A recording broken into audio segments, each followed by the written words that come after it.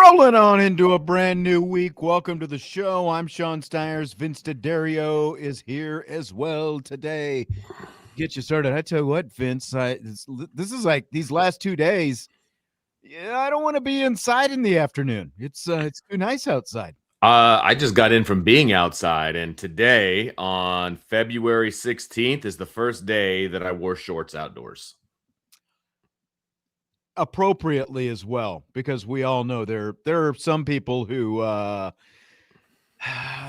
almost hate to say it, but it annoys me when I see dudes walking around. It's like, hey, it's 25 degrees outside. Right. I'm too cool for school. I'm wearing shorts. No, the temperature, I said if it gets 60, I'll wear shorts. I looked at the temp, it was 59.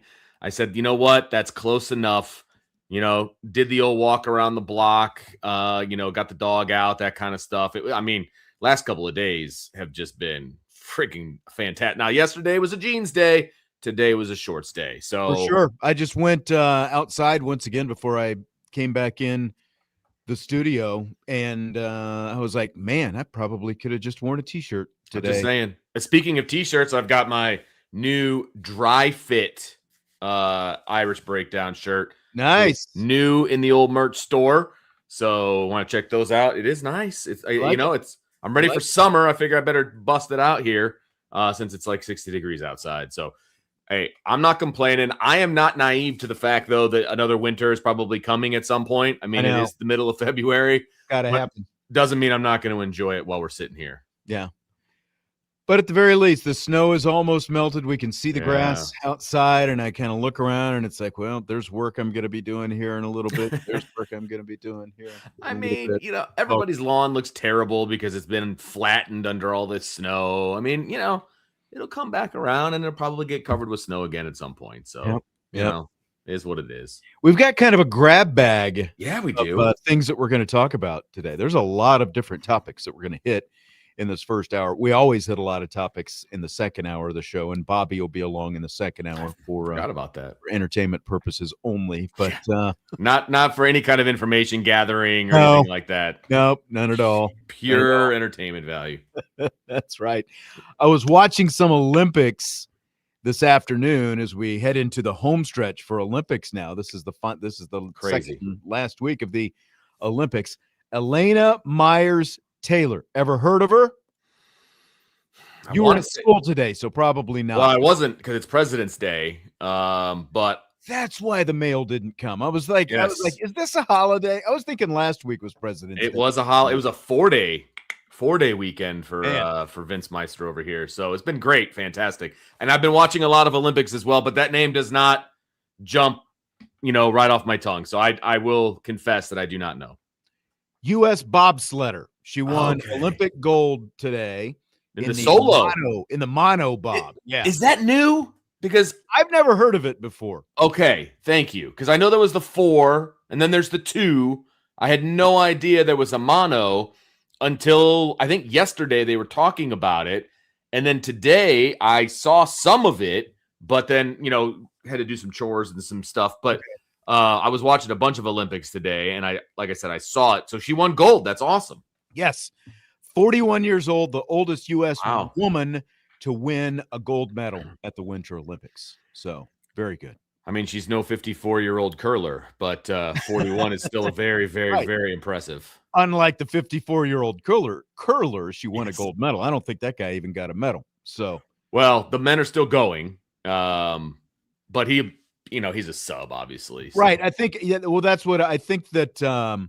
He got in, the 54-year-old got in like on the first day of the men's competition or something like that. Right. Because they're in like round robin and all of that stuff. So like the men's competition is still going. But he could win gold, but Theoretically. But no. I guess. She did it all by herself. She's not more theoretically. Yeah.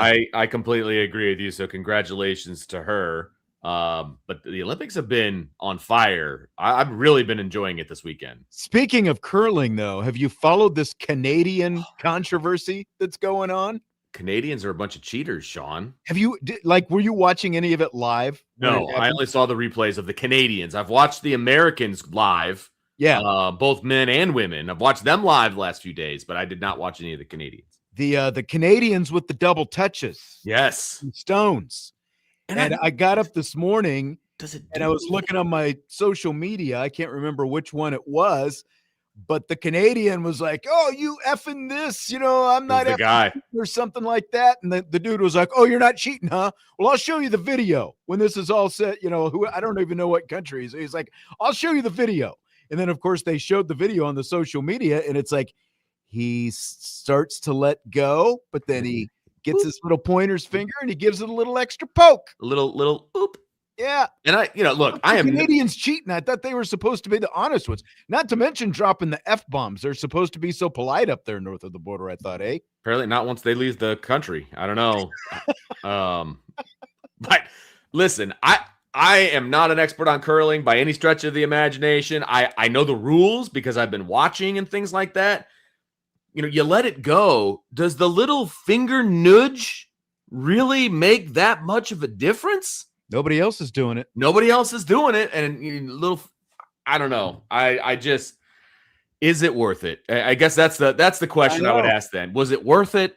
Because it's literally just a little poke, but it's against the rules. Yeah. So you can't touch it once it hits the line. And both the men's and the women's team have both done it. Yep. So I'm sorry. Once it's one thing, twice you're getting taught. I think the Canadians are teaching cheating. That's right. Put away the cigarettes and the Molson and just quit your cheating. Canadians. Hey, come on. Where's Father David to defend his nation? I know. I want to know. I know. Father David, we need more Canadians to stick up for them. There's not much you can stick up for, I think, at this point. Man, I know. It's right there. It's blatant.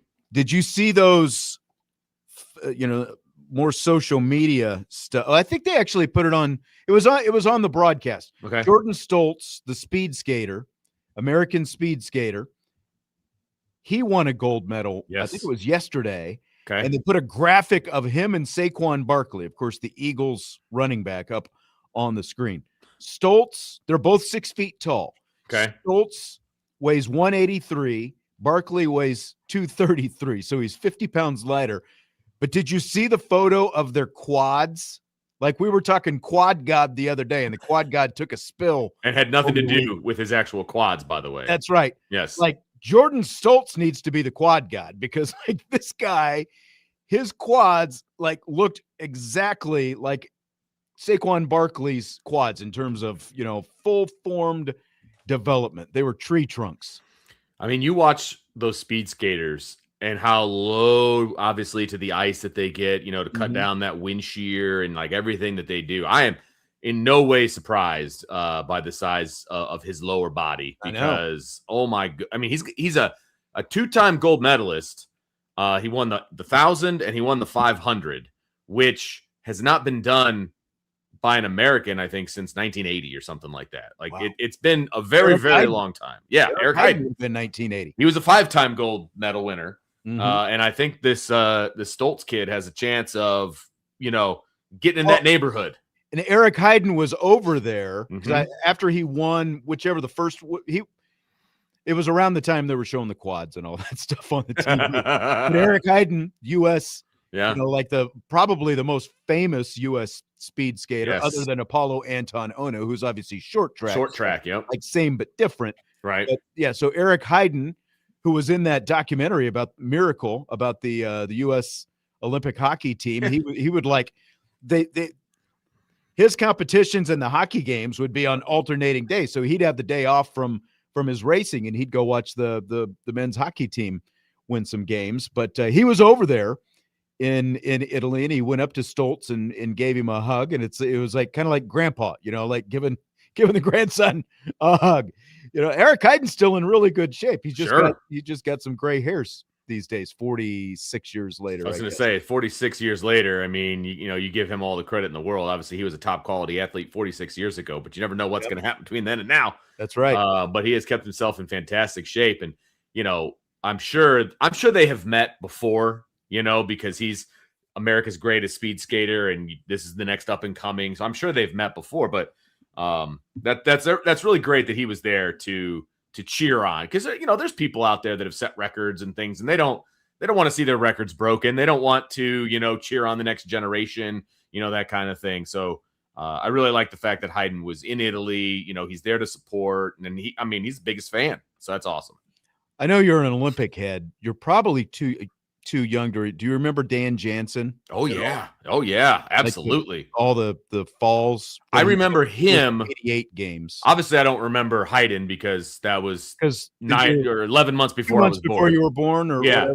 Yeah. But I remember. Right. Well, it would have been 11 because you were the end of 80. Yeah. Right. So, but I remember very much so him falling, and I just remember him like taking the thing on his. He had like dark hair and be floating, because it's the 90s.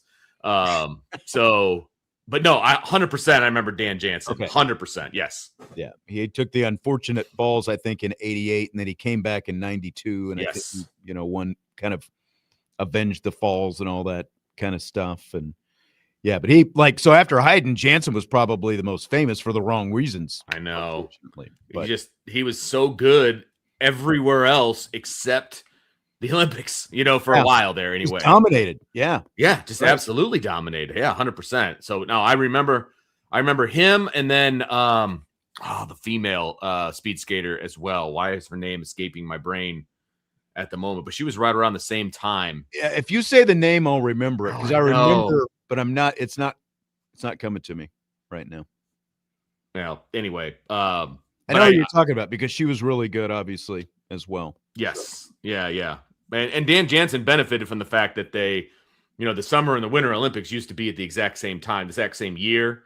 And then 92 and 94 is when they kind of split it. Yeah. And so the Winter Olympians kind of got an extra Olympics because it was only 2 years in between. So they kind of got that advantage. But yeah, I mean, that's, he won his, I just looked it up. Jansen won his gold in 94 in Lillehammer. Lillehammer. There you go. Yep. Excellent. Yeah. Well, the U.S. Women's hockey team, I don't know what the final was. It was 5-0 the last I looked against Sweden. It was 5. Yeah, 5 was the final. 5. Mm-hmm. Yeah, so they've outscored their 5 opponents 31-1 in their first 5 games. Sean, and that was the semifinal against Sweden today. I haven't watched a lot of hockey in my life, but I do watch Olympic hockey. And it just so happened that the game was on today, and I was just sitting on the couch watching the Olympics, and all of a sudden it was time for the women's game. So I watched the whole game. And the first period, the U.S. goes up 1-0. It was exciting, but they were only up 1-0. And it was like, well, the Sweden team is the second best offensive team in the field. Obviously a lot of time was spent on the USA's offensive side, but they just couldn't get anything home. And then the second period rolled around, and it was like the floodgates just absolutely open for the United States. I think they scored 4 goals or 3 to 4 goals in the second period. Yeah. And then just kind of That's what I was watching. It was just a barrage. It was like 1-0, and then it was just a barrage after that. I did not know until today that a former Notre Dame hockey player is the head coach of the women's team. John Robleski. Yes, is his name. He played for Notre Dame in the from 99 till 2003.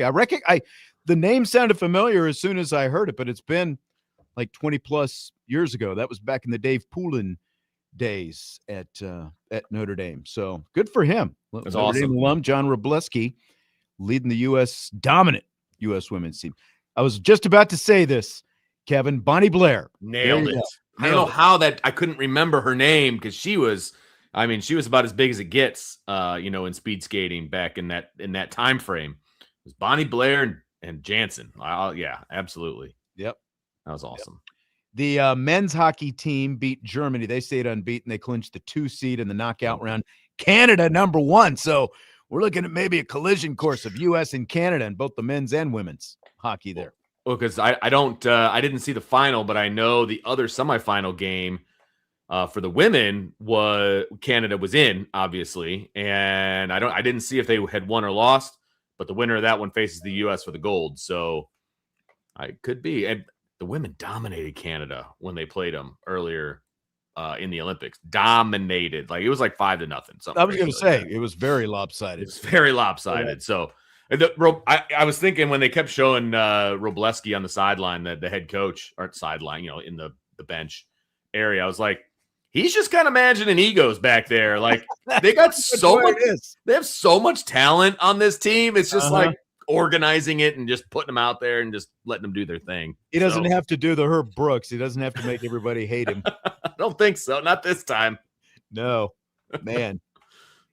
Yeah. So the U.S. men, they'll play the winner of the qualification round game tomorrow between Sweden and Latvia. Canada plays either Czechia or Denmark in the quarterfinals on Wednesday. So again, like, I don't think they would play until the gold medal game if they get that far. Like, if they, assuming they keep winning, right? Because they're 1-2, so they're on opposite sides of the bracket. And I didn't realize that they had such an extended bracket for the men, because usually it's like pool play, and then they got 4 teams, medal round, that's it.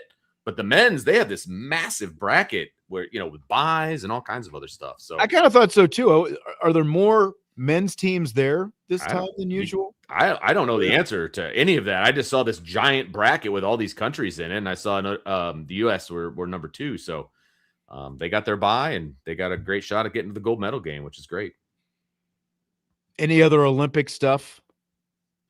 Man, I mean, we talked curling, which obviously everybody loves. We talked hockey. Skating. Yeah, I mean, hasn't really been. I mean, the quad god obviously messed up, and he got 8th place, but he already got his gold medal in the team event. So, but he's young; he'll be back, so I'm not too worried about him. So, just a lot of crazy events in the Olympics. I'll just say that. That's true. A lot of crazy. That 2-man luge is an interesting one for sure. I didn't get to see any of that. They're like stacked on top of each other as they go down the track. It's just I've seen that before now that you say that. Yeah. It's just, I don't know. Like, how do you figure out that that's a sport? Right. I don't know. Lay on top of me. Let's see if we can do this together. They should put this in the Olympics. Just, I don't know. I know. All right, there's your Olympic minute, more than a minute. We're going to take a time out. When we come back, we've got some Notre Dame football. We're going to talk about, there's some news with the football team that kind of popped up this weekend. A little bit lighter than usual. We got about a month to go until spring practice begins. So we've got a little bit, but we're creeping closer to that. So we've got some Notre Dame football. We've also got some men's and women's basketball. They both picked up some wins over the weekend. So good weekend for Notre Dame basketball. We'll talk about all that and more on this show with Vince DeDario, Sean Stires, Budweiser's weekday sports beat with IrishBreakdown.com.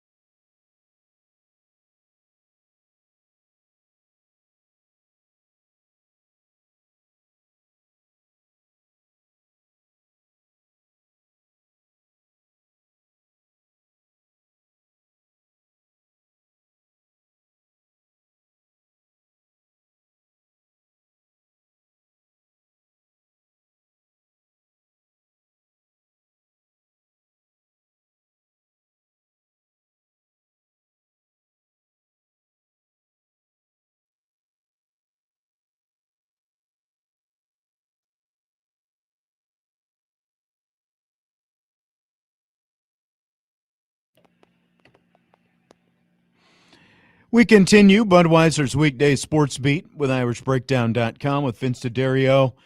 I'm Sean Stires. A little this, little of that in this first hour of the show today. It's kind of the first time in a while we haven't had we had Super Bowl last week. We're in the middle of the Olympics and all that kind of stuff, so that's always fun. We started with a little Olympic talk. Just some little tidbits in terms of football coming out this weekend. For starters, I just saw this on social media. Did you see CJ Carr gave his offensive lineman some Bose headphones? Love it. I love it. Spreading the wealth, and of course, if you're a quarterback, you got to spread your wealth to the offensive line. And he didn't just give it to the starters. That was a very full room of offensive linemen. I mean, there's pushing 20 offensive linemen on that team. So not that it's necessarily coming out of CJ Carr's pocket, but it's the thought that counts, and I'm sure that those guys aren't giving it back. So that's right. Good for CJ to hook up his offensive lineman. I like that. I thought it was funny because it looked like one of them had, they were like the camera was kind of panning around, and they were sitting it was kind of like school desks or something. Yeah. I don't know if that was like the offensive line room or something like that, and CJ just popped in, but he had looks like some Taco Bell hot sauce packets on his desk. I didn't see that. That's great. Felt kind of random, but I didn't see the actual food there, just the hot sauce packet. Sure. But I saw this on NIL.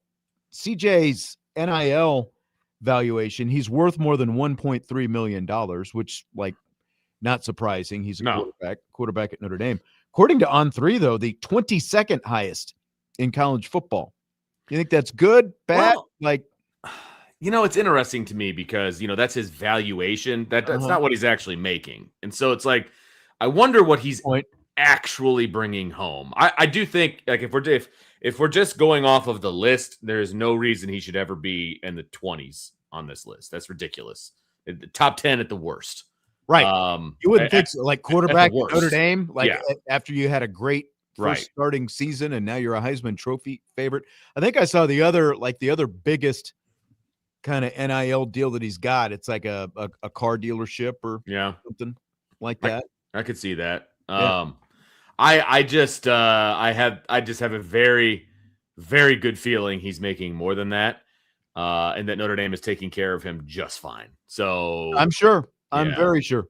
Rob says On3 hates CJ Carr. On3 hates everybody. I'm just going to say anybody that wears a golden helmet, they're not a fan of, so it's okay. That's right.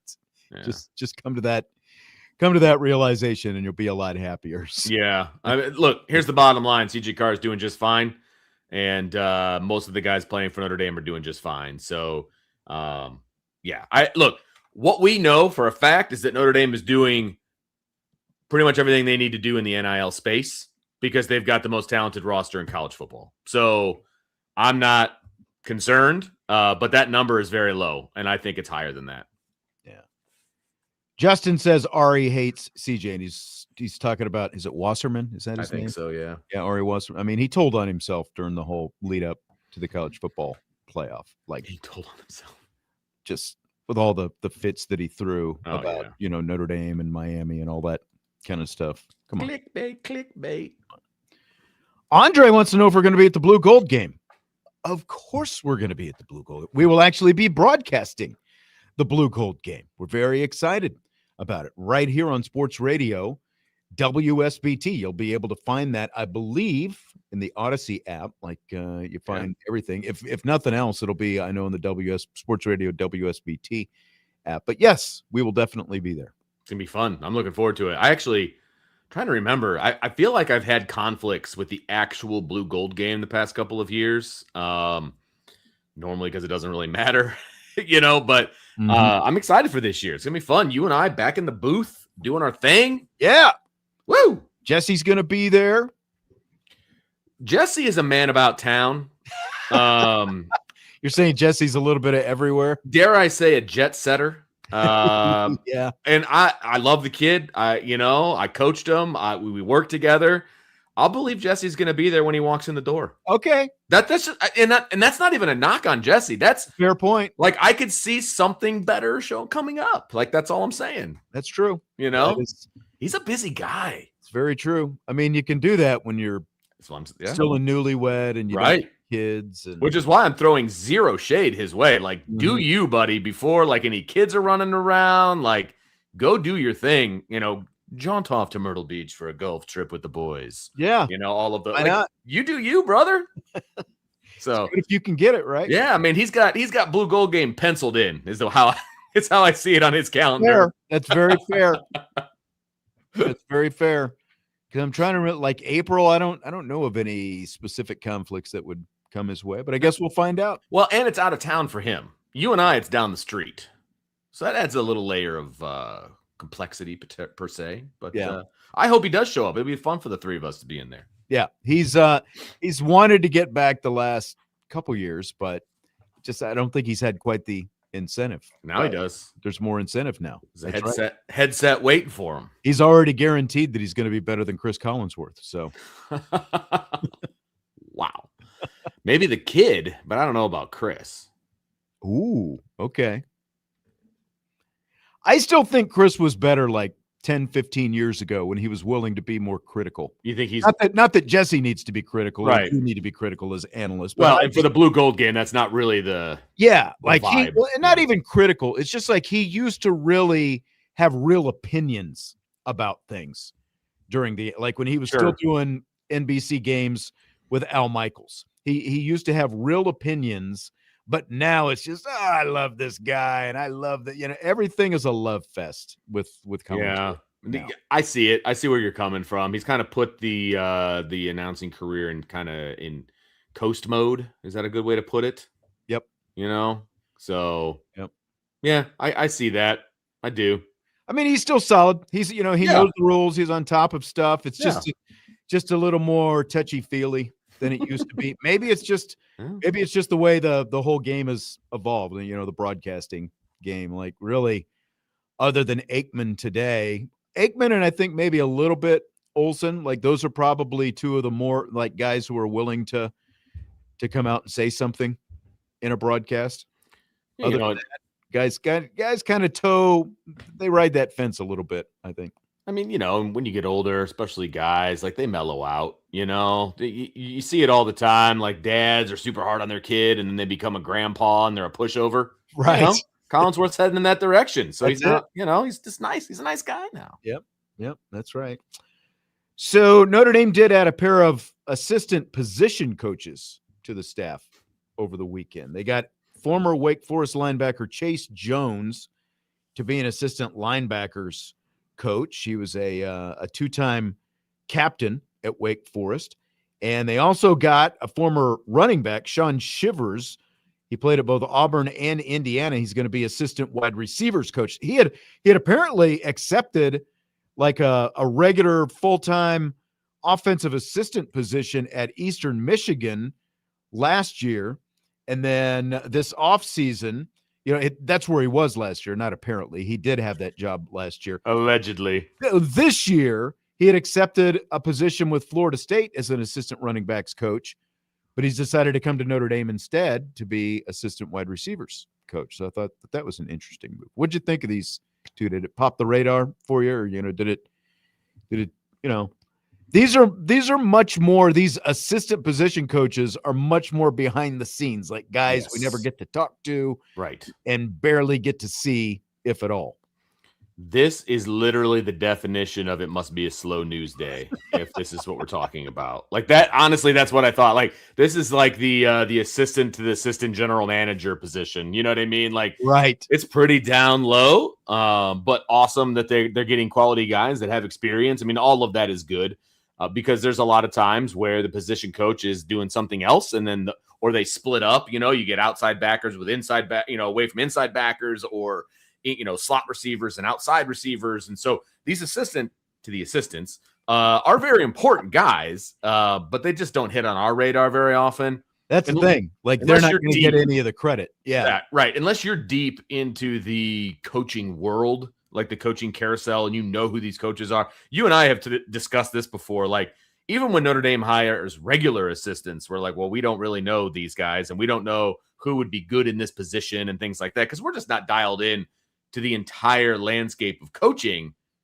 you've got to be really dialed into the landscape of coaching to be No, that's analyzing exactly right. the assistant to the assistant's jobs, But it's a very important job. Like I said, they do a lot. They do just as much coaching as the regular assistants. They just get no credit or blame. But I tell you what, I do think it's interesting that like Shivers as the example, because he played running back. He was going to go to Florida State to be the assistant running backs coach, but instead he's coming to Notre Dame to coach another position, wide receiver, still the assistant. But I think it speaks to Notre Dame's place in the pecking order of the college football world right now. Like you've got a lot better chance, I think, as one of these guys to come and advance your career by joining up on Marcus Freeman's staff for a year or two and give yourself a real chance to springboard and get one of those full-time positions out there within the next couple of years. Let's see, the head coach of Florida State versus the head coach at Notre Dame, whose seat is hot and whose seat is not. Man. You know what I mean? Like Mike Norvell, who knows what's going to be in store a year from now and down there. So yes, Notre Dame is a better job just in general, but especially right now, just from the volatility of the head coaching spot. Salty wants a show on all the analysts and graduate assistants. Man, that might be a better show at the 1 o'clock hour. Just FYI, right. Brian is way more dialed into that than Sean or I are. There is no way, no kidding. And, there were also a lot of rumblings over the during this offseason over the past month and a half or so about Loren Lando, the strength coach, performance coach, whatever. I think most people still just refer to it as the strength coach, but he's got a longer title, whatever. Yeah, exactly. But some NFL interest in Lando, but he has apparently turned down those offers to go back to the NFL to stay at Notre Dame. This feels pretty significant to me. What do you think?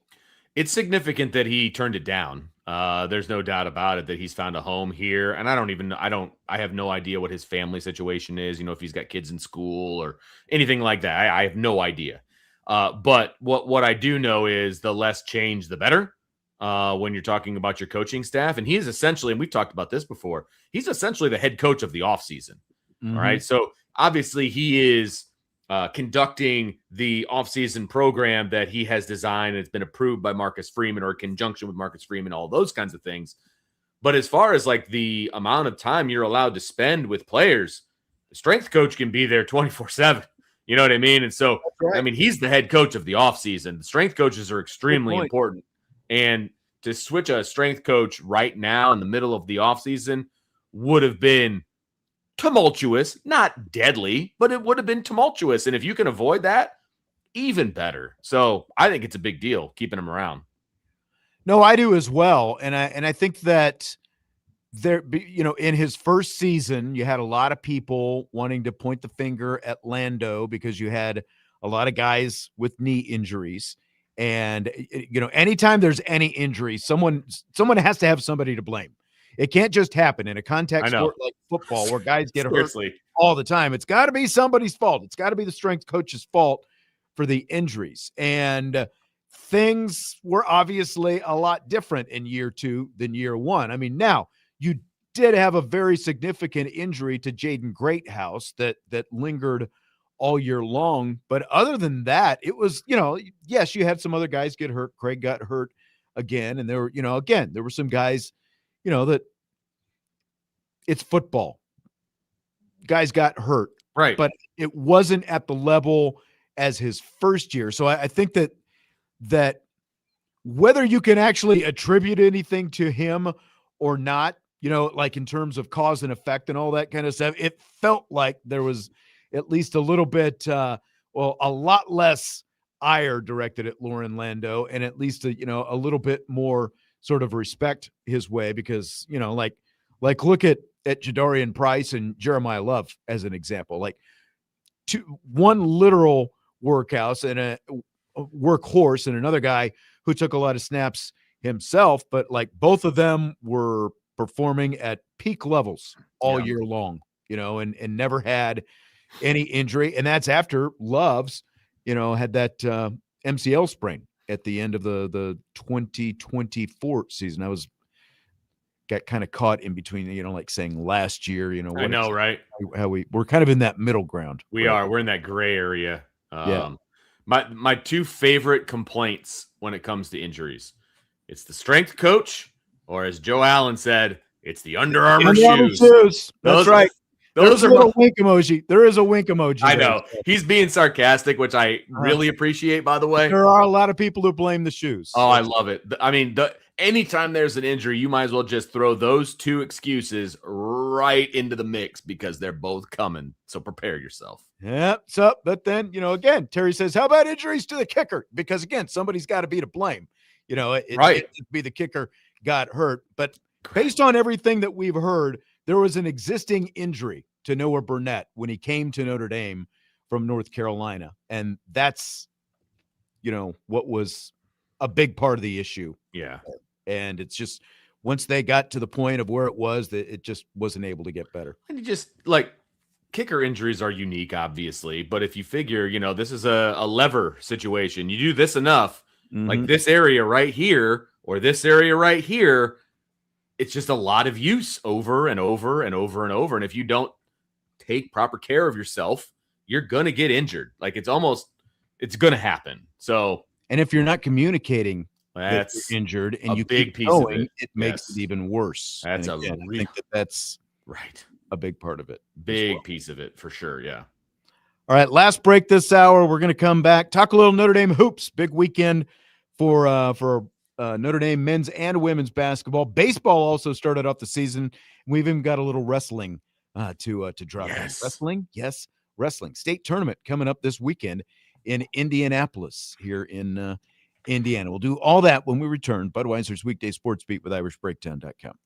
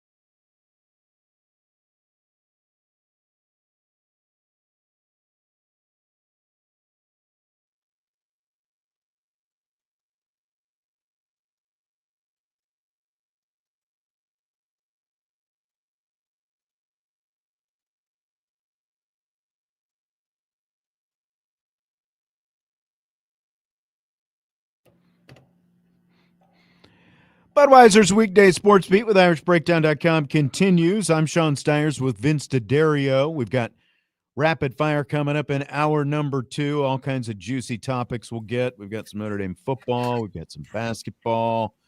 I can't even remember all the stuff we've got. It's just we're just peppering them all, man. Pew pew. I know. A little of this, a little of that. How about a little men's basketball? Just when you thought that maybe like they were about to bottom out, they hosted Georgia Tech Saturday. They're already without Marcus Burton for like 2 months plus at this point. And then Jalen Harrelson also out Saturday against Georgia Tech. And it's like, oh, are you kidding me? Well, here we go. It's going to happen now. Well, Georgia Tech was the team to have them out for. Yeah, I guess so. Yeah. That's exactly right. 89-74. They beat Georgia Tech behind Cole Serta's 37 points, which is tied with Matt Farrell for the second most for a Notre Dame player in ACC history. Marcus Burton's 43 last year against Cal is the record, but Serta hit 7 3-pointers as well to snap a 5-game winning streak? Something losing streak. Yeah, something along those lines. 5-game losing streak. They're now in 15th place in the ACC. Only 14 teams make it to the ACC tournament. They've got 5 games to go. They've got Pitt, Duke, NC State, Stanford, Boston College. Pitt and BC each have 2 wins in ACC play right now. Stanford is 5-8. Duke is obviously up at the top of the conference. NC State is a little I think they're in 4th place or something. Yeah, like they're 9-4. Yeah. I think at the very worst, you've got 3 very winnable games as you try to scrap your way into a spot in the ACC tournament. Man, so 4 teams are getting left out. Notre Dame is the first one out, right? That's basically right now. Yeah, that's basically where we stand. And there's Notre Dame's got 3 conference wins, and the 3 teams below them, Boston College, Pitt, and Georgia Tech, have 2. A lot of mediocrity down there at the bottom. The problem is, Wake Forest has 4, and then it goes up to 5. I think 2 teams have 5. I think a bunch of teams have 6. Yeah. So, if they can get a couple of wins, they can get into the tournament. I mean, look, at this point, what is the realistic, outcome of this season? It's get into the tournament, maybe win a game. Like ACC tournament, just to make sure everyone's clearly the tournament I was referring to. Yes. Yes. Because they're not going to make the NIT. They're not going to make the NCAAs. So it's, hey, try to get a little bit of momentum going into the offseason. Then they got another good recruiting class coming in. And you just try to, make hay in the offseason so you can do something next year. And then, of course, the number one priority in the offseason is keeping Marcus Burton in a Notre Dame uniform. Yeah. So, but we'll talk about that once the season expires. Really retaining, like Serta, I think, has to be a priority at this point now. You got to keep your team together. I mean, and we've talked about this from the football side of things, but it's also true in basketball and any other sport. As a head coach and as a coaching staff, the priority of keeping your team together has very quickly risen up the ranks of importance. It's with not how you just coach recruiting your team anymore. Yeah, you got to retain that roster. Ooh. Yeah, as soon as everyone's a free agent every year, and that's what's people talk about. Like college becoming professional sports. In a lot of ways, it's even worse because of that. At least in professional sports, you have a contract that you sign for X amount of years. In college, everyone's a free agent every year. Yep. And that's what makes it tough. You have one big year, and then all of a sudden you become a commodity out there. The school is involved there, like how much NIL, how much this, how much that. So you're working with the school, you got the general manager now. There's a lot of moving parts. And we know a year ago, Marcus Burton turned down a lot of money to go to a different school. And that's not going to change, I don't think, this offseason, even with his injury and everything else. So they better do some yeoman's work to keep him around. I agree. Brian NY says they need to hire a stud coach. I'm telling you, I just don't see that's not going to happen. I don't see them eating 4 years on Shrewsbury's contract. I don't. Not at this point. No. And he does have a good recruiting class coming in, and he had a good one come in this year. And so, that part, he's checking the boxes, right? The game day stuff has to be better. No doubt about it. But you do have to cut him a little bit of slack because his best player got hurt. I mean, that's still a reality. That's not the whole excuse because there's been plenty of issues, but you have to give him a little bit of slack because his best player got hurt. You do. Notre Dame women picked up a big win over NC State, 79-67. And the game wasn't as close as the final score. They were up by 27 in the second half. And they just kind of got a little, take some air out of the ball. Let's kill as much clock as possible. NC State hit a few shots. Notre Dame, I think, finished one of their last 7 or something like that. But at the end of the day, a double-digit win over a team that was in front of you, still is in front of you in the conference standings right now. Hidalgo had 19 points, 8 rebounds, 6 steals, and 6 assists. Great overall game. We've got a couple comments in the YouTube chat. Andre, great game. They played with more physicality than I've seen them play over the last 10 games. I would agree with that. And I was really both Notre Dame and NC State had a full weekend between games. Neither one of them played last Thursday. So they had both been off for the exact same amount of time. And they just really, NC State did not look like a very inspired team out there to me. And Notre Dame took it to them. Hit some shots. They forced a lot of turnovers, scored a lot of points off turnovers. That was really big for them. So, I think the big picture is probably what everyone's looking at, though. Joseph asked what their chances are for the NCAA tournament. Well, Joseph, it's funny you asked that. They are 8-6 now in ACC play, 16-9 overall. And they have their net ranking moved up to number 26. So they are now 26 in the net ranking in the nation, the 5th best in the ACC behind Louisville, Duke, North Carolina, NC State. And of course, the Irish now have wins over 2 of those teams, North Carolina and NC State. Yesterday was a quad 1 win, so that is their 4th. They have that's the 3rd best among ACC teams, 4 quad 1 wins. Louisville and Duke are the only 2 teams in the ACC with better quad 1 wins, and they have also moved up from 35 to 31 in the wins above the bubble metric. And we haven't talked a lot about wins above the bubble, but what it is, it shows how many more or fewer wins a team has compared to what an average bubble team, would average with the same schedule. So it's kind of like a, wins above replacement, that kind of thing, but they call it wins above the bubble. They're still projected as an 8 seed in the latest ESPN bracketology. The magic number I keep looking at, especially considering they have a 26 net ranking, is they need 2 more wins. They need 1 more win to guarantee they'll be 500 in ACC play. They need 2 more wins to guarantee they will be above 500 in ACC play. So I've said all along, if they get to 10, they're going to be in. And so if you're asking me right now what their tournament chances are, I would say 9.5 out of 10. They go to Wake Forest Thursday. They go to SMU on Sunday. Those are 2 teams at the bottom of the conference right now. They win those two games. I am 10 out of 10 confident they're getting in. So. Well, and, they win those 2 games, then they're on a bit of a little win streak, and they've got 2 tough games to finish out the regular season, right? You've got Louisville and you've got Syracuse, who are both, towards the top of the standings. Or I believe they're 2 and 3 right now. And so, you get a little bit of momentum going into those 2 games, and you never know what's going to happen. You got Syracuse at home. Obviously, you have to go on the road to Louisville to finish things off. And then, of course, you've got the ACC tournament as well. And so I think that'll be fun to watch, and depending on their draw and what that looks like. Bitten by the party animal in the YouTube chat says, hope you aren't getting this from On 3-2.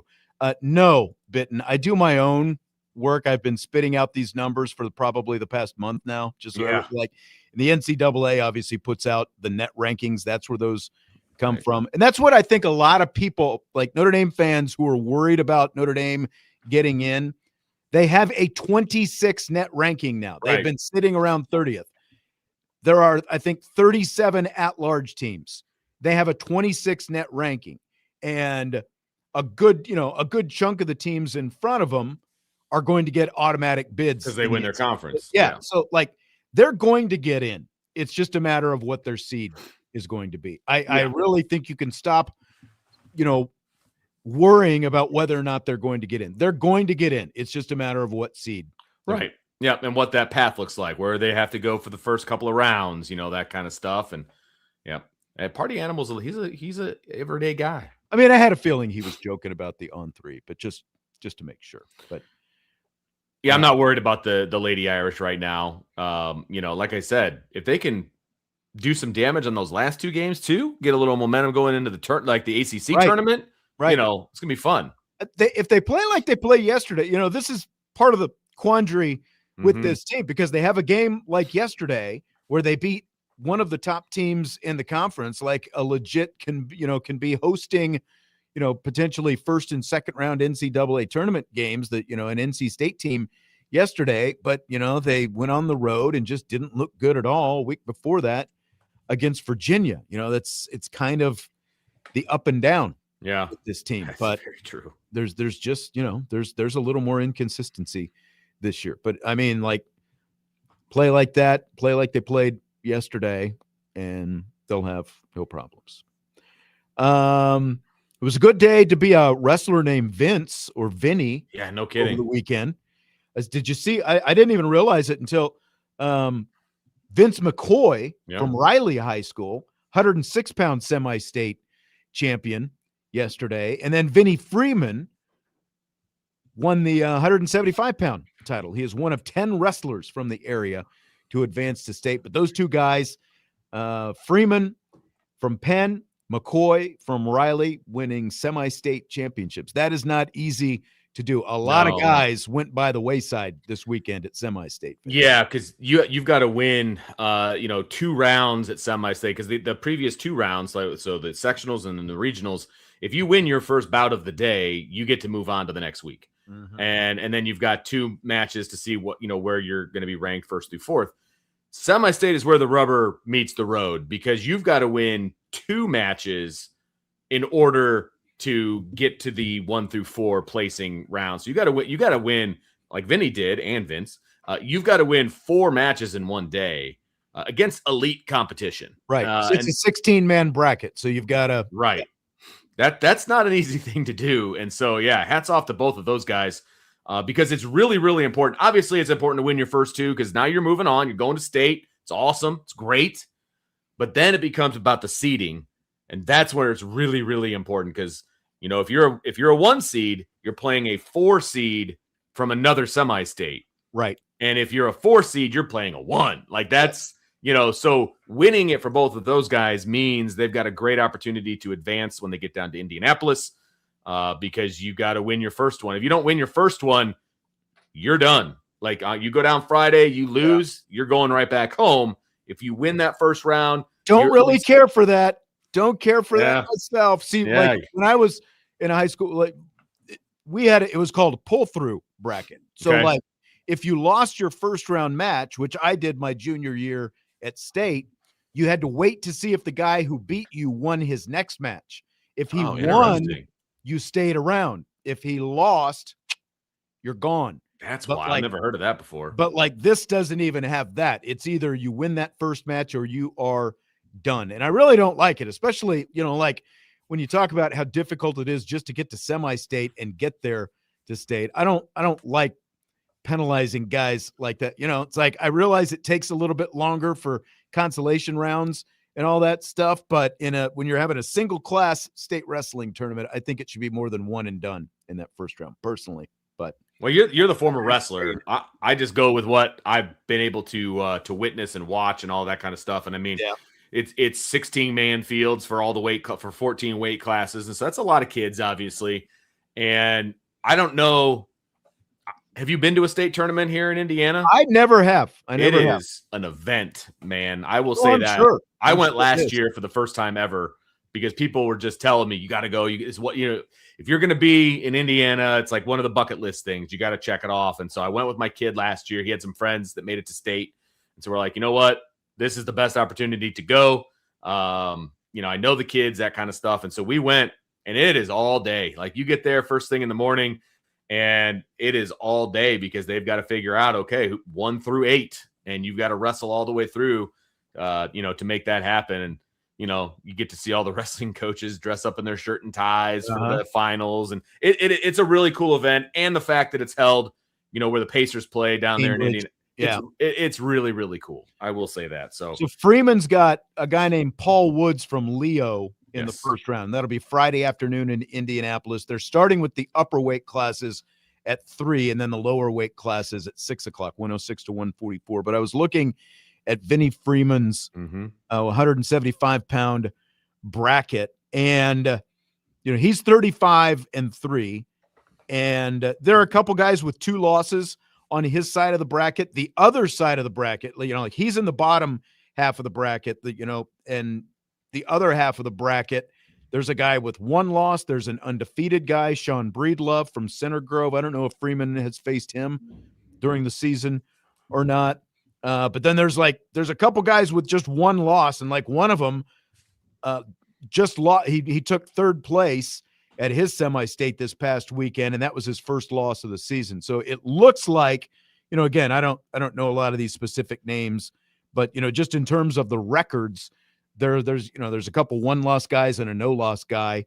Other than there's like a couple 2-loss guys on Freeman's side of the bracket. So we'll see how it goes. Yeah, no, he was so Vinny was ranked number 1 in his weight class in the state of Indiana right around Christmas time. He lost a controversial match, I believe, at the Al Smith, and I think that dropped his ranking a little bit. So I believe he's currently 6th in Indiana.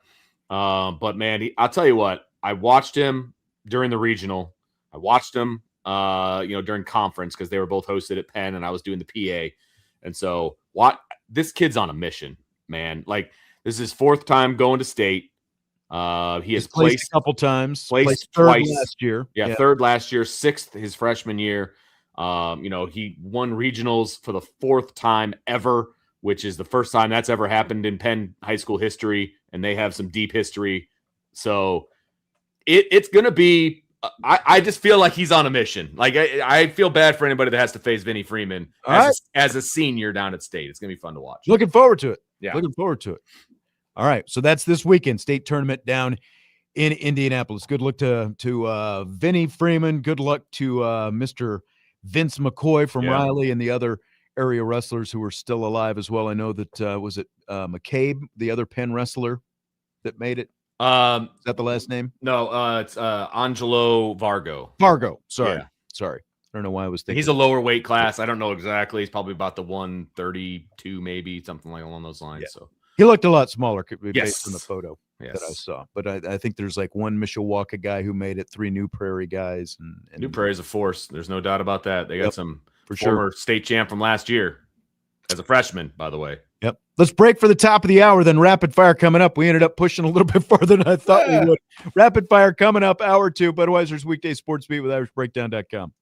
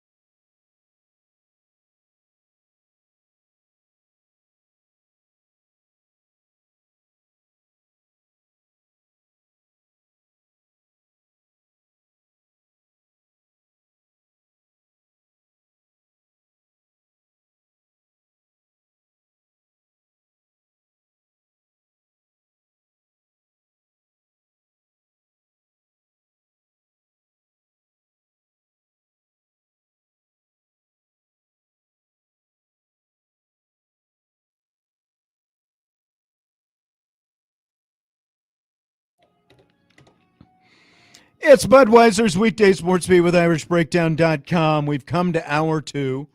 That means it's rapid fire time. Bobby Hensley is in the house. I don't know why Vince is pointing at him right now. Are you taunting each other? Is that what's going on here in the Maybe in he's the YouTube? happy to see me. I'm excited to have the entertainment piece in the house. Oh, Sean's plenty entertaining, isn't he? You're talking about the high school state tournament. What's the most random sporting event you've ever been to that ended up being fun? I'm sure you've been to a lot, both of you.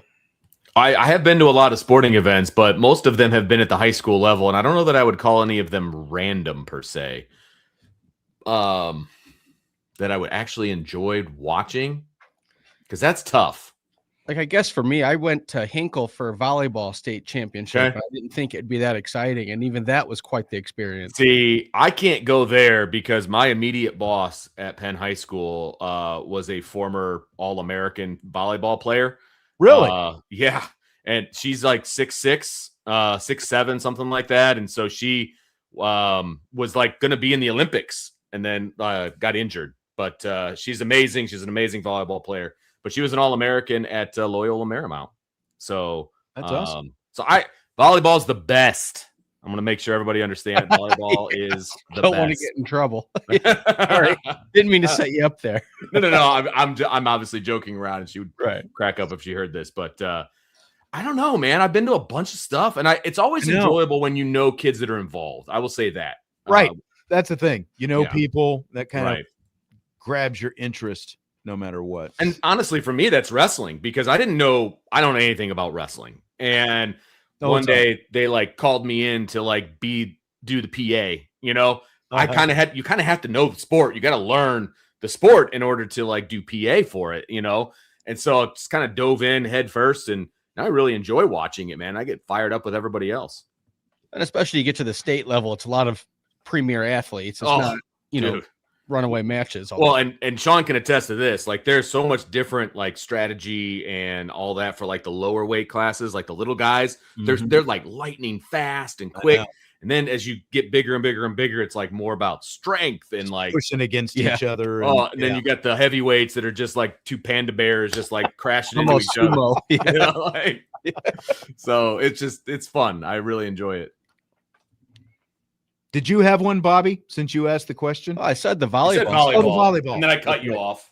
Yeah. That's right. No, you're good. I had to cover it, and I didn't think anything of it. And I'm like, well, this is going to be a weird assignment. We went down, and I'd never been to Hinkle, and that was a cool venue because of all the history there. And then the actual competition was really fun. It's so fast, and I was like, wow, these people are a lot more athletic than I am. And then that was only high school level. Rob says the tetherball national championship. I didn't know there was such a thing.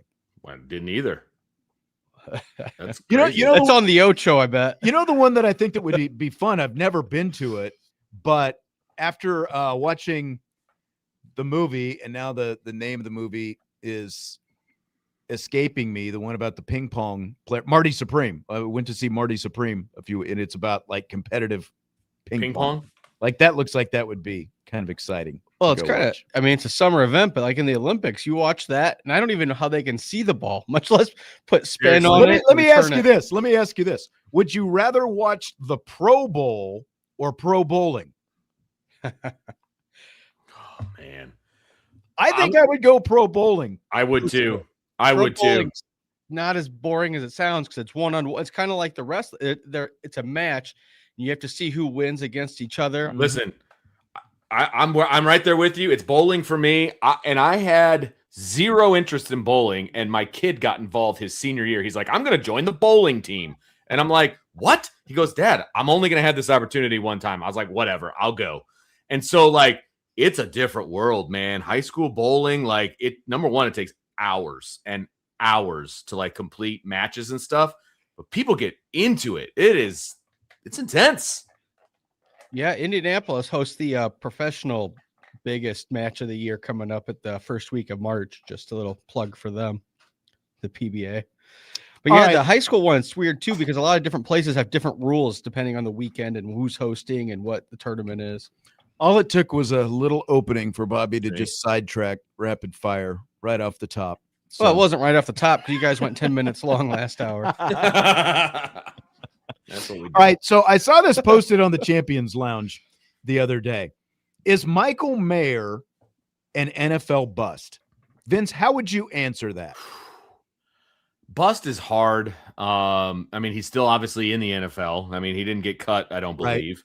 Right. It was an awkward place for him to go because of the tight end situation that was there when he arrived. Like, leave it to the Raiders to basically screw Michael Mayer. Like, that's how I feel that went down. And draft a tight end next year, Brock Bowers. Like, it's just, I think if he was anywhere else, it would be a completely different story. So I'm not ready to call him a bust because I think he is supremely talented. But, I mean, it's going to the Raiders is like going to Cleveland. Like, you just go in there to die. It might be worse these days. I know.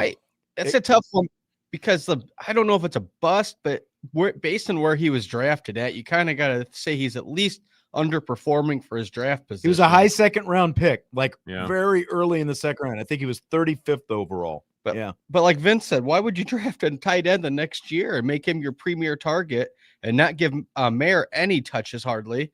He'd had 300 some receiving yards this year. That's not enough to be considered worth a second round draft pick. So I think he's underperforming for his draft position, but he's only 24 years old.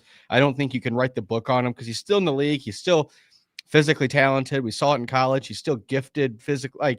I still think he's got some life left in him, but I think he's underperforming. Yeah, I mean, it is tough because of the fact that they did go out and draft another tight end, but they're different kinds of tight ends as well. Like Michael Mayer is the classic Y tight end, the inline guy, whereas Bowers is more the U tight end, a little bit more dynamic, explosiveness, twitchy kind of guy. And that's like, so you can't completely evaluate Mayer in the same way that you would evaluate a guy like Bowers or, who is more a Gronk type guy,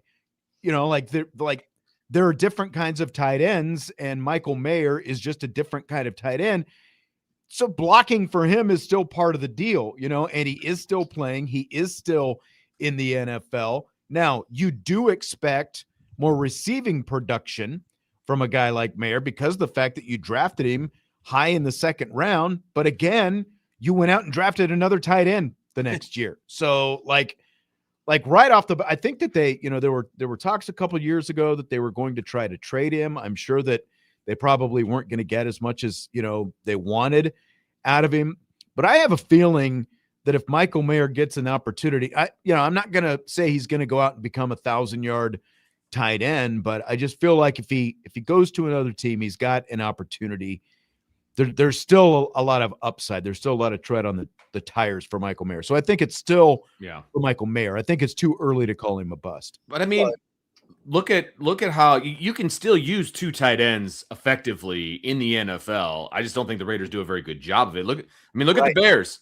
Colton Loveland and Cole Kmet were both integral parts in what they were trying to do offensively in Chicago. Both successful. I'm sure both aren't complaining about their role. You know what I mean? Like, you can do it, but you got to know what you're doing, too. I mean, Salty says Brock Bowers is managing to make it work with the Raiders, though. Again, it's because they're different kinds of tight ends, and they drafted Bowers in the first round the next year, and he is the more classic, like, this is the guy who's going to get all the yards tight end. There's nothing saying that Mayer isn't making it work. He's just not going to have the same kind of receiving numbers because you've got Brock Bowers, who is that U tight end, the unattached, like for Notre Dame fans, he is much more, like there's Anthony Fasano and then there's Tyler Eifert. Mayer, while more dynamic, I think, than Fasano, is still like that's the, more the mold of Mayer, whereas Bowers is more the Tyler Eifert, again, explosiveness, dynamic, and that kind of stuff. That's why he's the guy who's producing more right now. Yeah. Well, I'm surprised Vince didn't point out that Pete Carroll is coaching the Raiders, and he would never let a Notre Dame guy do well on his team. He's going to bury him on the depth chart. But, you're right. There are teams that can make two tight ends work. Even the Chiefs, they have Kelsey, but they have Noah Gray, I think is his name. They use sparingly. And then you look at the Ravens, and they have Likely and Mark Andrews that they use both of them. So you can have more than one tight end on a pro system and have it work. Like there's nothing with the Raiders that the Raiders are a bust themselves. Yeah. Gentry looked okay, but I think other than that, there's hardly – and Bowers, obviously, but their roster is in so much trouble, and the coaching's been doing so poorly. They've had a different coach the last 3 years. I don't think that Mayer should even be really judged for his career yet. He's only 24. Yeah. Yeah, like I said, there's still a lot more opportunity for Michael Mayer. So I think it's too early to call him a bust. You expect – a different kind of production out of a guy you draft that high. But again, like, okay, Raiders don't go out and draft a tight end. It's kind of like the Lions drafting wide receivers in the first round every year, in that stretch where they had when Matt Millen was the general manager. And not really having any of them hit. No, not having any of them hit. No. All right, guys, I want to get your opinion on this. There is a talking point that's kind of emerged in ACC women's basketball circles for the player of the year balloting, because we're coming down like 2 weeks from now. My ballot's going to have to be turned in for ACC women's basketball player of the year. And other people are going to have to turn their ballots in, obviously. So Hannah Hidalgo leads the ACC in both scoring and steals. She leads the nation in steals. She's third in the nation in scoring. So like, statistically, and you watch her game, she's obviously a top player in the ACC, right? She's the reigning ACC player of the year. There is at least some sentiment that is starting to go around now about people who won't vote for her for ACC player of the year because Notre Dame is in 9th place in the conference. They're not up toward the top, competing for a chance to win the conference. So my question to you guys is, should that matter when you're talking about conference player of the year? No, it should not matter. It should have nothing to do with it because you're looking for the best player. That's the definition of the award. Who is the best player?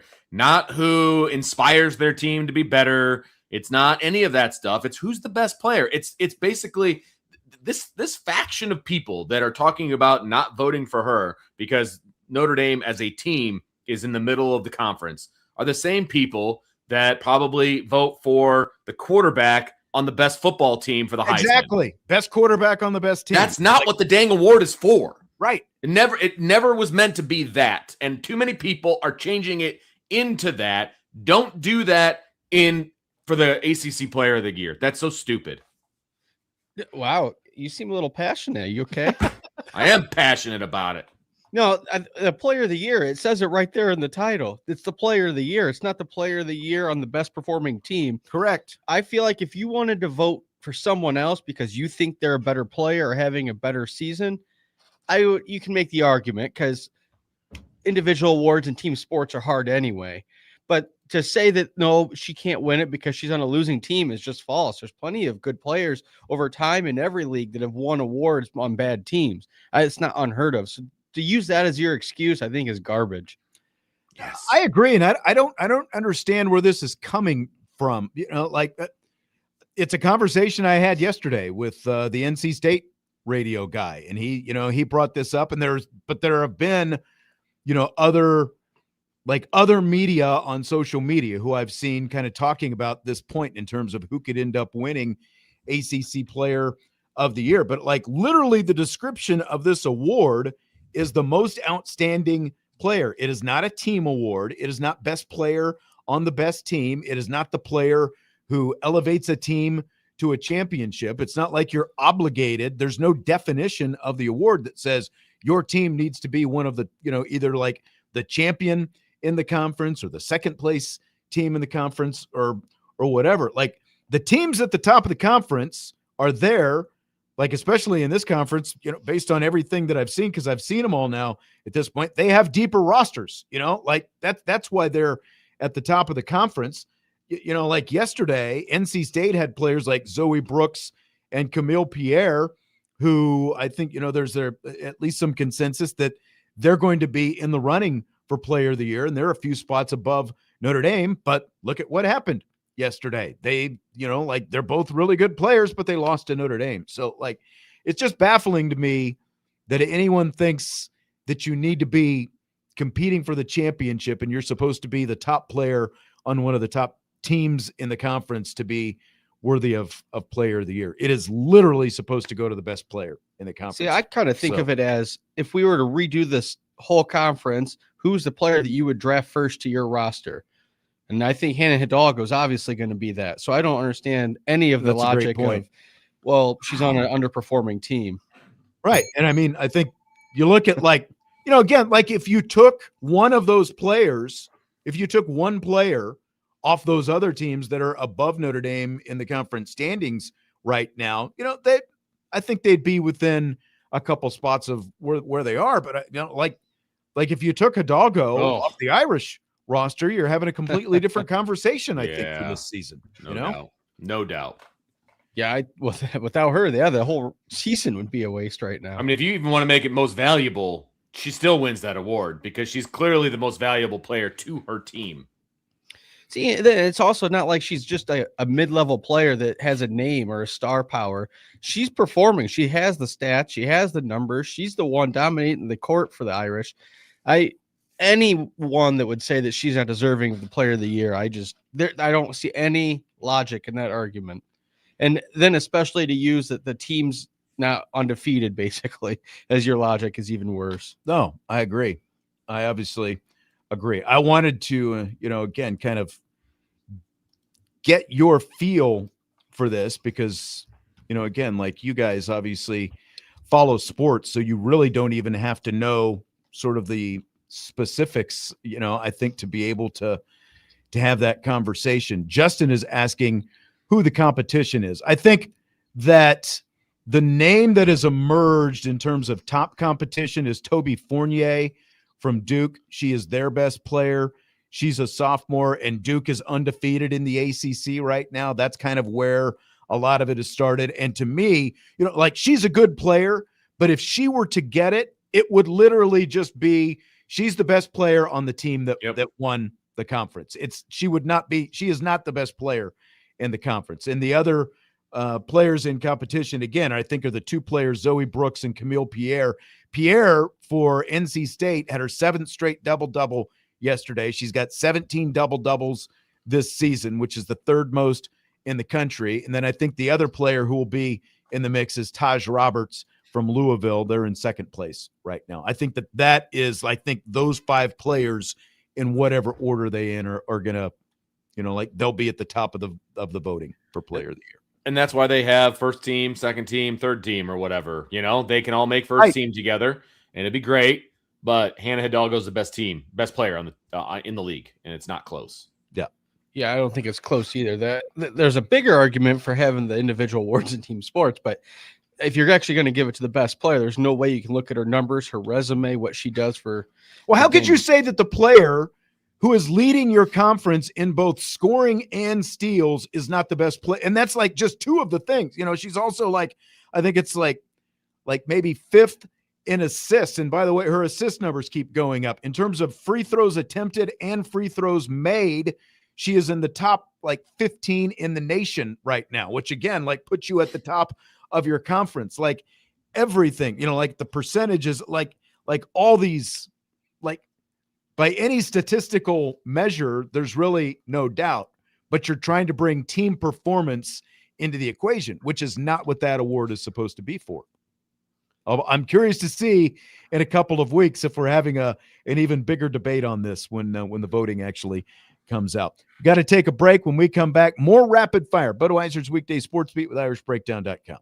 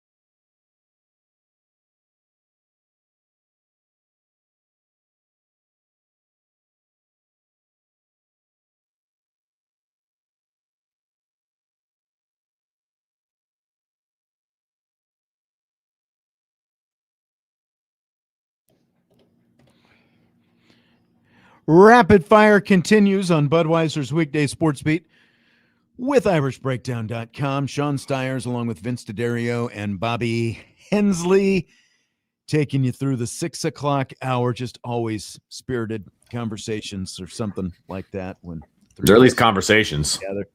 Yeah, we're filling the airtime. Yeah. That's what you bring us in for. That's right. That's right. I want to talk about this one while the football season is at least still a little bit fresh on our minds. Fill in the blank. TV rules analysts are blank. Oh, complete waste of time now in 2026.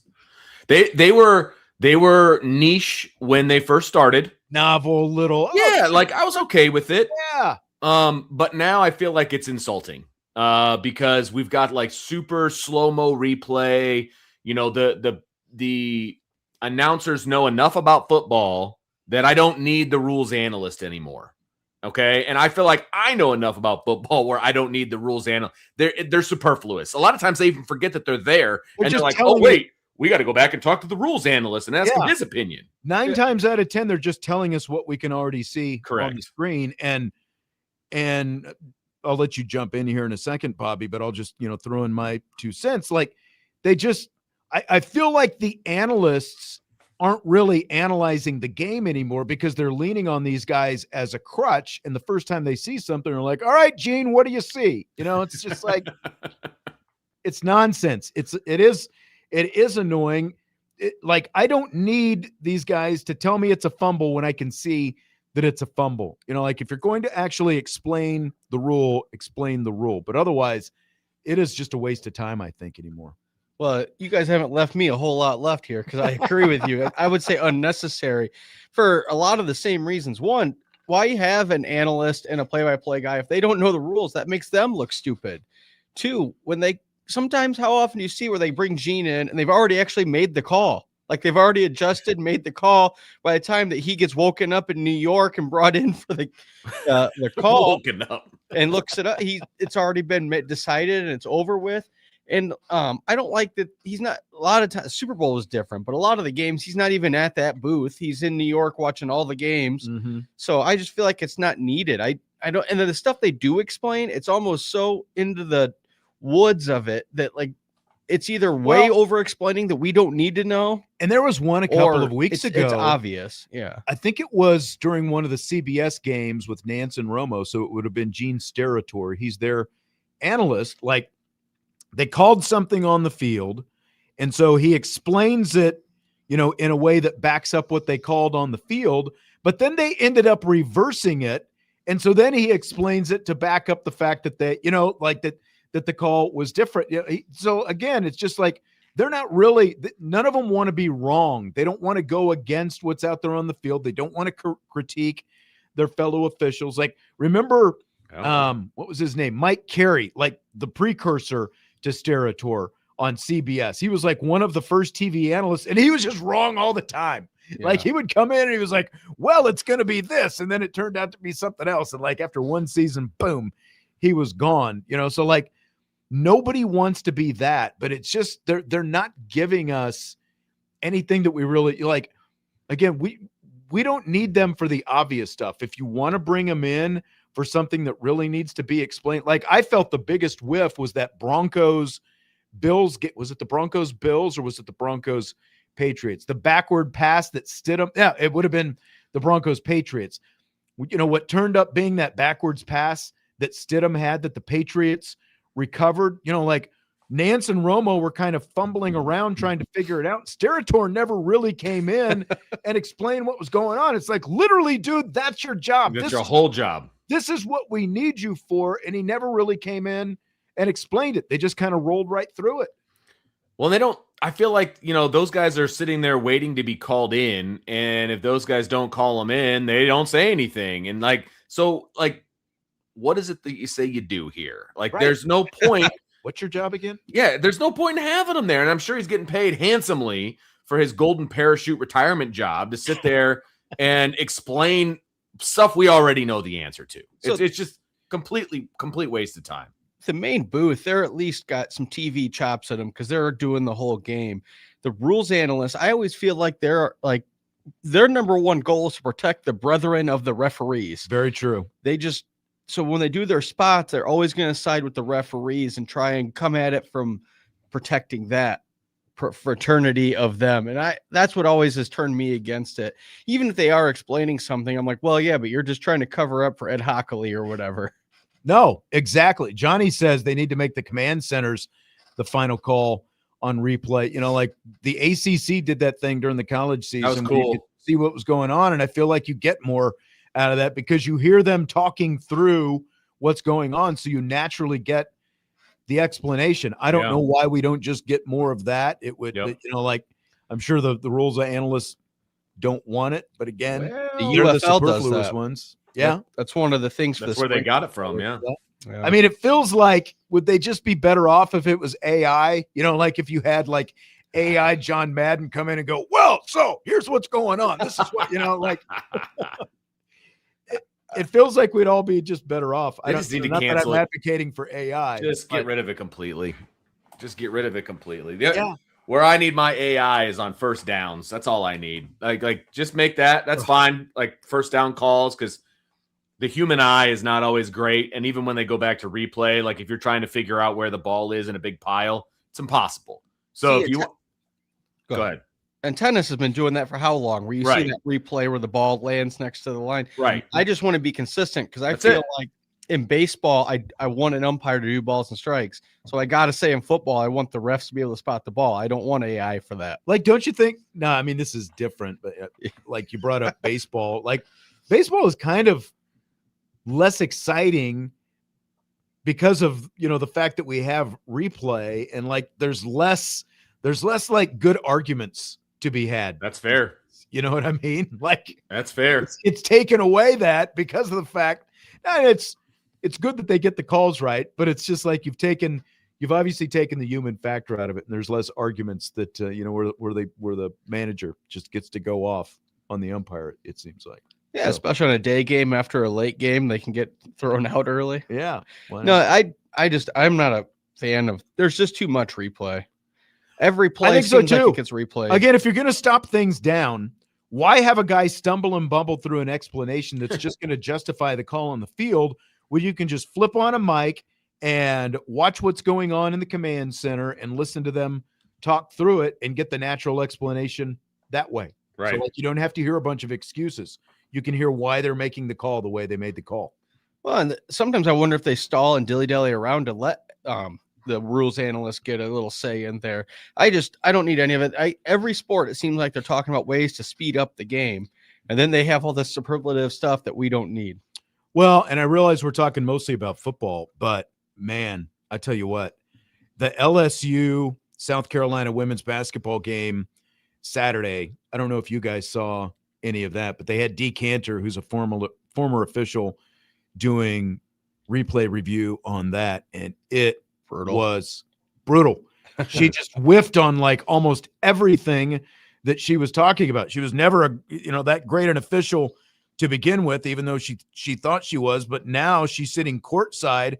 You know, like one time she's like, well, I don't really have the same kind of angle that they have out there on the court, so I can't talk about it. And there was another time where they called a simple travel out on the wing, and they showed the replay of the woman, like she had what they said was she picked up her pivot foot. And so I think she had come to a stop.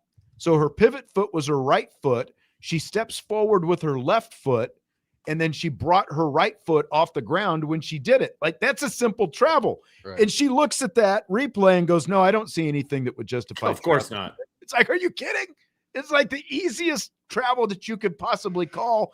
And both of the announcers are just kind of sitting there stunned, like, you didn't see traveling? See, that's when I like the rules analysts, because it's like, it almost shows how flawed a lot of the referees are. And it's amazing how many good plays they make and how accurate they are across the board. And I do mean that honestly, but when they're wrong, sometimes it's epically wrong. And like you say, we can see it in real time. And maybe we do have a better line of vision because we're watching it through the cameras, not on the field. But that's funny because a travel call like that, that's not a argumentative call. They No. lifted your foot. No. Fill in the blank. NBC bringing out John Tesh for a live version of his classic round ball rock before the NBA All-Star game last night is blank. You got one? I was just to say, cool to hear. I didn't watch any of the game. Well, I didn't watch it either, but I went back and watched it after I went through the run through. And It's a good call. Yep, thank you. Doing my homework. You know, and he was introduced by Bob Costas, who they also brought back out of mothballs for the NBA and NBC. And so, you know, I thought it was cool. I mean, you know, I associate that music with the NBA from back in the 90s. And so, like, it conjures up, you know, some definite feelings, I guess, some nostalgia for me. It's a shame he looks as old as he is. And that's the thing. It's like, how many people watching that, like how many people in their 30s and younger were watching that game going, who's this guy again? And they have no idea what this song is, you know? So like for old heads like us, like I'm kind of surprised how much NBC is just leaning on straight up nostalgia for bringing back the NBA and Major League Baseball for that matter. Like, so yeah, it's kind of cool. It's like a live performance, but it's like, okay, gray-haired dude out on the court rocking to round ball rock.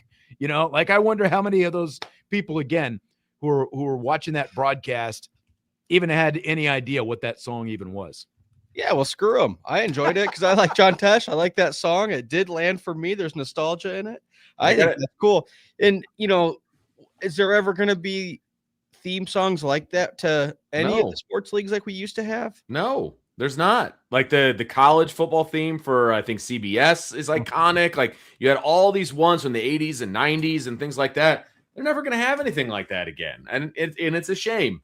You know, and it's going to sound like an old man, and that's okay. It's a shame they don't have that stuff anymore.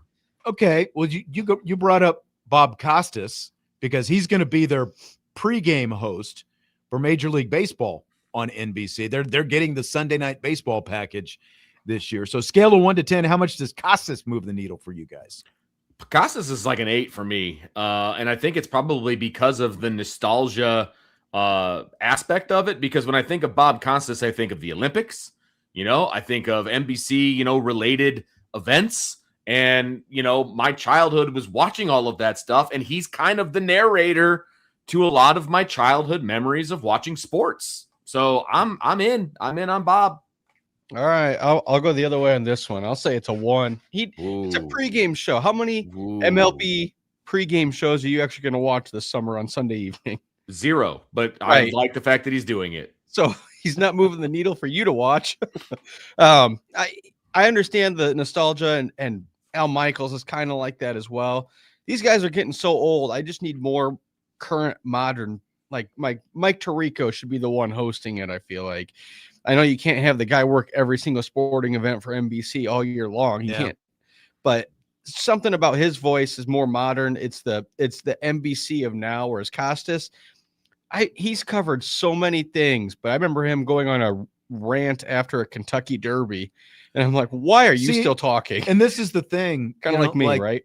Well, that's very true. Now that you mention it, no, I mean, I give this a 2 because, you know, I'm obviously older than both of you guys, so you know, I grew up watching when NBC still had baseball the first time, listening to Bob Costas and, you know, listening to him wax poetic and all that kind of stuff. But the older Bob Costas has gotten, the more he's just lecturing us about everything all the time. I haven't heard him say anything in years, so it's like they're kind of pulling him out of mothballs to do something. Well, yeah, I mean, he did a baseball game, a playoff game for MLB Network a couple years ago, and he botched a home run call, and that was pretty much it. And so now, you know, pregame and you know, doing actual play-by-play are 2 different things. But it's just like, I feel like we could invigorate this a little bit more, you know. I like no offense, boomers, because, you know, because I'm right in the middle of boomer, you know, like I'm not a boomer, I guess is no, you're not a boomer. You're too young for that. My parents are boomers, but yes, you know, my parents are boomers as well. Like, do we need, like,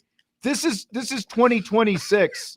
Did we really need to go back to Bob Costas? I feel like there are a lot of younger, you know, like, isn't like I thought that the goal of this whole thing by all these, different, whether it's Major League Baseball, NBA, was to target younger demographics, but it feels like they're just playing to the older demographic, which they have said they're trying to, veer younger. So like the Bob Costas play, the John Tesh play, I guess I just don't get them. I guess like a guy like Max Viscursion, he'd be a good fit for something like that. Perfect example. Yeah. But like football, you have Rich Eisen, who is the baseball guy, I guess. So maybe that's why they're bringing Costas, because he's still associated with baseball more than any announcer almost.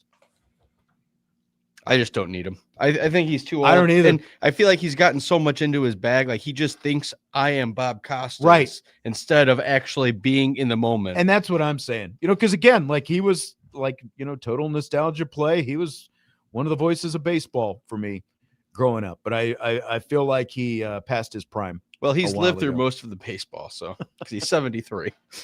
That is very true. So is John Tesh, for that matter. Mike Tirico's 60 almost, so he's not exactly a spring chicken. No, but like I say, who's the face of baseball? But I would say Tirico is still in his prime, here.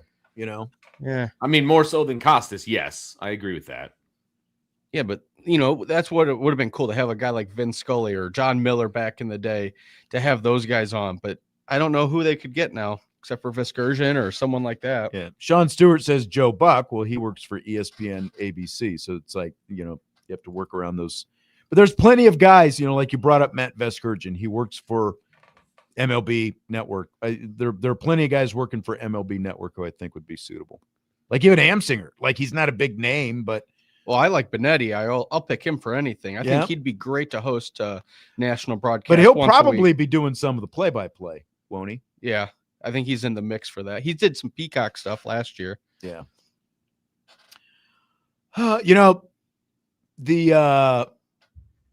lot of controversies, not the right word, but like this whole NBA All-Star format. I don't want to get like into too many of the weeds. I'll save a little bit of it for Jesse tomorrow. I just feel like NBA All-Star weekend, just roll out Steph Curry and have him play horse from all over the arena. Like, did you see the video where he was up on the broadcast platform and he made the shot from like 90 feet away or something like that? Just like have Steph Curry travel around the arena, like that old Michael Jordan, Larry Bird commercial, like off the whatever. And like, just have Steph Curry do that. And it feels like that could be your All-Star weekend. It'd be better than what they're doing now, which is why they had Bob Costas and, that's why they had them out there, because nobody's watching. And if you watch on social media, like they were looking around, like they didn't even fill the arena.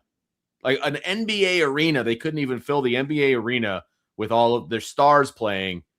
They couldn't even fill it. Well, so it's like, I mean, I'm a little bit younger, but I was more excited about Saturday night and the skills challenge than I was the game on Sunday. See, and I think that's even gone. Like, there's no buzz with the slam dunk competition. None. I don't need that anymore. 3-point shootout and the skills and the dribbling, and that stuff's fun. Yeah, is it? Well, it's more fun than the game, than the actual All-Star game. We're asking the wrong guy, Vince. You absolutely are. So, but I generally agree with what you're saying. But we're still asking the wrong guy. And I will be right on top of that. I'm with you on that one. That's exactly right. Yes. All right, that is going to do it for tonight. Bobby, enjoyed it ish as always. Vince, much as ever. Vince, good fun. Thanks everybody for being here. We will talk to you tomorrow. Budweiser's Weekday Sports Beat with IrishBreakdown.com.